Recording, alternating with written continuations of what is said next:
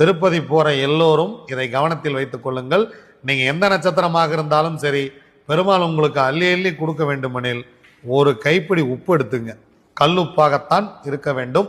கல்லுப்பு எடுத்துங்க, ஒரு கவரில் போட்டுக்குங்க, பாக்கெட்டில் வச்சுங்க, பர்ஸில் வச்சுங்க, ஹேண்ட்பேக்கில் வச்சுங்க, எங்கே வேணால் வச்சுங்க. நேராக திருப்பதி போங்க, சாமி கும்பிடுங்க, அப்படியே சுற்றிட்டு திரும்பி வந்துருங்க. திரும்பி வரும்பொழுது நீங்கள் சமையல் அறையில் பயன்படுத்துறீங்க இல்லையா உப்பு, அந்த உப்போட இந்த உப்பை கலந்துருங்க.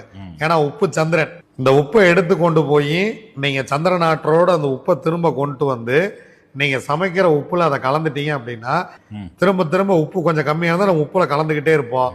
இந்த உப்பு அதில் கலந்து கொண்டே இருக்கும். அதை சாப்பிட சாப்பிட உங்களுக்கு வாழ்க்கை வளமாகி கொண்டே இருக்கும். எந்த நட்சத்திரத்தில் பிறந்தவர்கள் வேண்டுமானாலும் திருப்பதி செல்லலாம். உப்போட போயிட்டு வாங்க. போயிட்டு வந்து கஷ்டம்னா என்னை கூப்பிடுங்க. திருப்பதி போற எல்லோரும் இதை கவனத்தில் வைத்துக் கொள்ளுங்கள்.